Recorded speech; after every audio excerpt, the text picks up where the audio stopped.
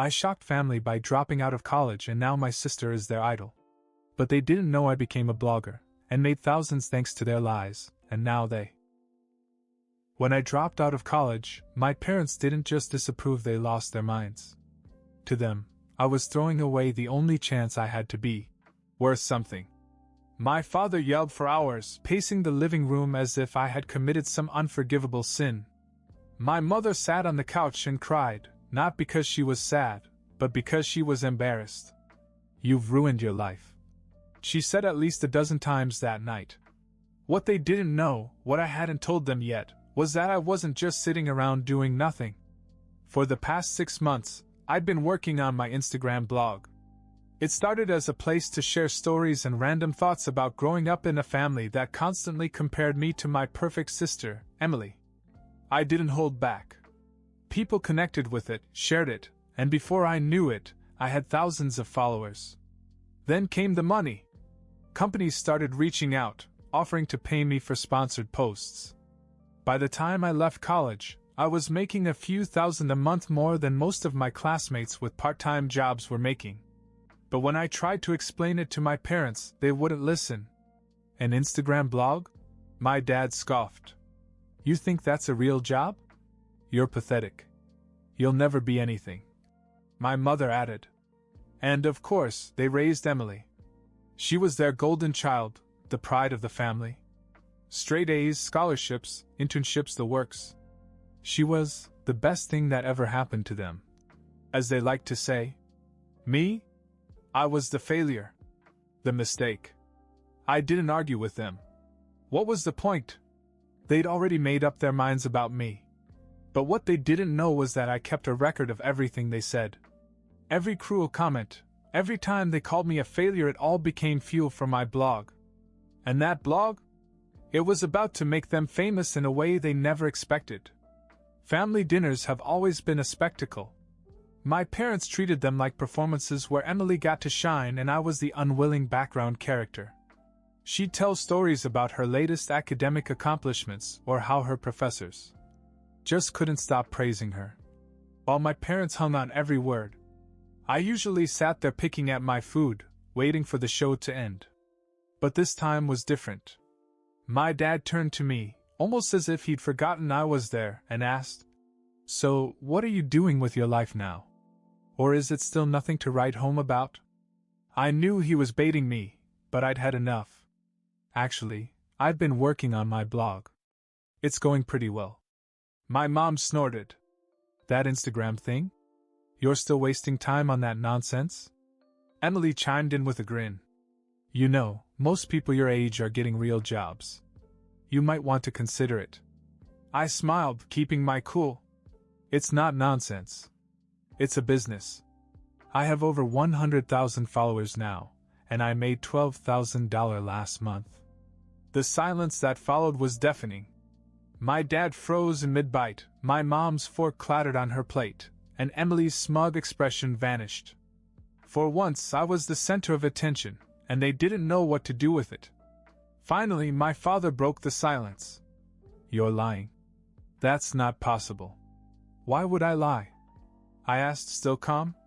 "I've been running a blog for months. I talk about my life, my experiences, and what it's like to be treated like the family failure. People relate to it, and they've supported me in ways you never did." My mother's face turned bright red. "You've been posting private family matters online? To strangers?"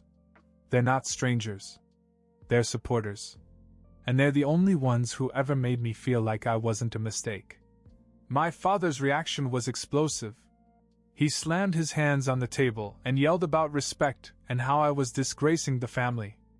Emily, of course, tried to chime in with something snarky, but even she seemed rattled. Then my father said the words that changed everything. "Get out of this house. If you can't respect this family, you don't belong in it." I laughed. Not because it was funny, but because it was exactly what I expected. "Fine," I said, standing up. "You've been making it clear for years that I don't belong here. Thank you for confirming it." I went upstairs, packed my things, and left that night. I didn't cry, and I didn't look back. For the first time in my life, I felt free of them. When I left my parents' house that night, I didn't know where I was going. My options were limited, but there was one person I knew would take me in without hesitation: my grandfather. Grandpa had always been different from the rest of my family. While my parents were obsessed with appearances and accomplishments, Grandpa couldn't have cared less. He'd lived his life on his own terms, working hard, staying humble, and never giving a damn what people thought. When I showed up at his house with a duffel bag slung over my shoulder, he didn't ask a single question. He just opened the door, looked at me and said, "Well, I guess you'll be staying for dinner." That was it. No lectures, no judgment, just a hot meal and a place to sleep. Living with Grandpa turned out to be just what I needed. His house was quiet, his rules were simple, and most importantly, he didn't treat me like a failure. He would occasionally ask about my blog, not because he fully understood what I was doing, but because he wanted to know that I was happy. And I was. More than I'd been in years. With my parents' constant negativity out of the picture, I threw myself into my work. My blog became a huge success. I shared stories about growing up in a family where I was always second best, where every conversation seemed to end with, "Why can't you be more like Emily?" People ate it up. They shared their own experiences in the comments, sent me messages of support, and cheered me on as I grew. My follower count skyrocketed, and the sponsorships came in faster than I could handle. I was making more money than I ever thought possible for someone who didn't have a degree. Meanwhile, my family pretended I didn't exist. My parents never reached out to me, and Emily made sure to rub it in my face on social media. Every other post was about the amazing gifts she got from our parents' jewelry, vacations, a brand new phone. She basked in their attention, posting captions like, "So lucky to have the best parents ever." I didn't care. I wasn't bitter. If anything, it only reinforced what I already knew. I was better off without them. Grandpa, on the other hand, became my biggest cheerleader. He didn't fully understand the world of social media, but he loved hearing about my successes. "You're doing good, kid," he said one night at dinner. "They'll figure it out someday. And if they don't, it's their loss." He was right. I didn't need my parents' approval anymore. I was building something real, something that mattered, and I was doing it on my own terms. It didn't take long for word to get back to my parents about what I was doing. Someone, probably one of Emily's nosy friends, found my blog and sent it to them. I can imagine their faces as they scrolled through my posts, reading every story I'd shared about the way they treated me. I didn't hold back on the blog. I wrote about how they called me a failure, how they compared me to Emily, how they once told me I was the family's biggest regret. People online rallied behind me, leaving comments like, "You're better off without them," and "Keep shining, your success is the best revenge." When my parents finally confronted me, they didn't call or text. They let Emily do it. She sent me a message dripping with passive aggressiveness. "Mom and Dad saw your little blog. They're furious, by the way. How dare you broadcast our private family business to strangers? It's disgusting. You're embarrassing them. You're embarrassing me." I didn't answer. What was the point? A week later, I got a message from my dad, short and cold. "Take that garbage down. You're embarrassing this family. You're not welcome back until you do." I laughed when I read it. Welcome back? As if I wanted to come back to a house where I'd be treated like a disappointment? No, thank you. What they didn't understand was that their behavior had built my success. Every cruel word, every dismissive comment, every time they made me feel less than, they had given me the material that made my blog explode. I thought about responding to my father's message, but in the end, I just let it sit there, unread. Let them stew. Let them watch from the sidelines while I flourished. They couldn't handle the truth, and it wasn't my problem anymore. I wasn't surprised when they showed up at Grandpa's house. My parents were nothing if not predictable, and when they realized I wasn't going to take down my blog, they decided to escalate things. I heard the knock on the door and looked out the window. Sure enough, there they were, my mom, my dad, and Emily, all looking furious. Grandpa looked at me as I got up from the table. Should I tell them to go away? He asked, half joking. I shook my head. No, I'll do it. When I opened the door, my father wasted no time. We need to talk, he said, pushing his way inside without waiting for an invitation. My mom and Emily followed close behind, their faces set in matching scowls. Fine, I said, leaning against the wall. Talk. My dad started immediately. What you're doing is illegal. Recording private conversations without consent, sharing our personal lives online. You can't just air dirty laundry like that. If you don't take it all down, we're going to report you to the police. I stared at him, letting the words sink in. Then I shrugged. Go ahead. Report me? That startled him. He blinked, clearly expecting me to back down. You think this is a joke? No, I said calmly. I think it's hilarious. You're not angry because I broke any laws. You're angry because people are finally seeing the truth about you. And for the record, I didn't record anything without permission. Everything I've shared is my own experience, and I have the receipts to prove it. My mother tried to chime in, but I cut her off. You've spent my whole life trying to control me, and now that you can't, you're scrambling. It's pathetic. And honestly, I don't care anymore. That was the moment they realized they had no power over me. My dad's face turned red, my mom looked like she was going to cry, and Emily just folded her arms and glared at me like I'd committed some unspeakable crime. Then Grandpa came into the room, wiping his hands on a tea towel. If you're done wasting my grandson's time, he said, you can see yourselves out. This is not your house, and you're not welcome to bully him here. They didn't argue with Grandpa. They knew better. My dad mumbled something under his breath. My mom turned on her heel, and Emily gave me one last look before they all stormed out. After my parents and Emily stormed out, I sat at the kitchen table, still trying to process everything. Grandpa poured himself a cup of coffee, leaned against the counter, and gave me a long, thoughtful look. You're not letting this get to you, are you? He asked. I shook my head. No. I mean, I'm used to it by now. But I hesitated, not sure if I wanted to say it out loud. But what? Grandpa asked, sitting across from me. I sighed. I just don't get it. Why do they hate me so much? What did I ever do to them? They treat Emily like she's some kind of saint, and act like I'm some mistake they're stuck with. Grandpa didn't answer right away. He sipped his coffee, his eyes distant, as if he was thinking hard about something. Then he set the cup down and leaned forward. Are you sure you want the truth?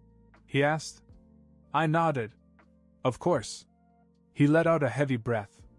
Your parents didn't plan on having you. When your mom got pregnant with you, they were in a bad place, fighting all the time, struggling with money. They thought having another child would make things worse, not better. I felt a strange mix of emotion, shock, anger, and a strange kind of clarity. So they didn't want me? Grandpa shook his head. At first, no. But it's not just that. After you were born, they realized something: they couldn't control you like they could Emily. You weren't the type to follow their plans or fit into their perfect little picture of what life should be like. And instead of trying to understand you, they resented you for it. I sat back and let his words sink in. It made sense in a painful way. All my life I'd felt like an outsider in my own family, like I could never live up to the image of the ideal son they wanted. Now I knew why. But why would they treat Emily so differently? I asked. Grandpa smiled bitterly. Because Emily plays their game. She does what they want, says what they want to hear, and makes them think they're perfect parents. They're not. And that scares them. I sat there in silence, trying to make sense of it all. Part of me wanted to feel hurt, but another part of me felt relieved, like I finally had an answer to a question I'd been asking my whole life. Grandpa reached over and squeezed my shoulder. Listen, kid. You're not the problem. They are. And if they can't see the good in you, that's their loss. Don't waste another second trying to please people who don't deserve you. I nodded, swallowing the lump in my throat. Grandpa was right. I didn't need their approval. I never had it. After Grandpa's unexpected revelation, I threw myself into my blog even harder. The truth about my parents, their favoritism, and their disdain for me became a running theme. My audience loved the raw honesty, and each video I posted brought in more views, more followers, and more support. One day, while brainstorming content ideas, I noticed a recurring question in the comments. Where are your parents now? Do you ever talk to them? The more I saw it, the more it stuck in my head. I wasn't in touch with them, but I was intrigued by the idea of showing people how things really were. So, as a joke, I decided to go back home and film the experience. The plan was simple: show up at the house, record their reaction, and leave. I wasn't expecting much more than some awkward conversation and maybe a few heated words. What I got instead was chaos. I knocked on the door, camera rolling, and waited. My mom answered, her expression going from surprise to anger in about 2 seconds. "What are you doing here?" she snapped. "I thought I'd come by and say hello," I said, keeping my tone light. "You know, for old time's sake. Turn that thing off," she said, pointing at my camera. "No can do," I replied. "My followers have been asking for you. I thought it was time to give them an update." By then, my dad had joined her at the door. He took one look at the camera and exploded. "You think this is funny? You've humiliated us enough with your stupid videos. Get out of here!" I stayed calm, even though part of me wanted to laugh at how predictable they were. "Relax. I'm just here to see if you miss me. We don't want you here," my mother hissed. "You're nothing but an embarrassment. Get off our property." At that point, Emily appeared in the background, grinning like she'd won some invisible contest. "Still trying to make yourself relevant?" she said. "Pathetic." I didn't argue. I just smiled, waved to the camera, and said, "Well, folks, there you go. Family reunion over." As I walked away, I knew I had struck gold. When I uploaded the video, it exploded within hours. People couldn't believe how toxic my family was, and the comments poured in with support. By the end of the week, the video had over 2 million views, and my follower count skyrocketed. Brands reached out with bigger offers, and my income took another jump. My parents had tried to cut me out of their lives, but they'd only made me more successful. It was poetic. In a way, everything they did to push me down only helped me soar higher. Watching that video get millions of views was surreal. It wasn't just the numbers, it was the comments. People from all over the world were sharing their stories, talking about their own toxic families, their struggles to break free, and how my videos made them feel less alone. That's when it hit me. I wasn't just telling my story. I was giving a voice to people who felt invisible, just as I had for so long. But as much as I loved the support, it also forced me to reflect on everything that had happened. My family wasn't going to change. My parents weren't going to wake up one day and realize they were wrong. And Emily? She'd continue to be their golden child, soaking up their attention and gifts, while I remained the black sheep. I used to wonder what was wrong with me, why I could never be what they wanted, why I was never enough. But Grandpa helped me see the truth. It was never about me. It was about them. Their need for control. Their obsession with appearances. Their inability to accept that I didn't fit into the little box they'd created for their perfect family. And honestly, I'm okay with that now. I don't need their approval. I don't need their validation. I have something they'll never understand: freedom. I'm building a life on my own terms, surrounded by people who actually care about me. My grandfather, my audience, and the friends I've made along the way, they're my real family. As for my parents and Emily, I wish them the best, I really do.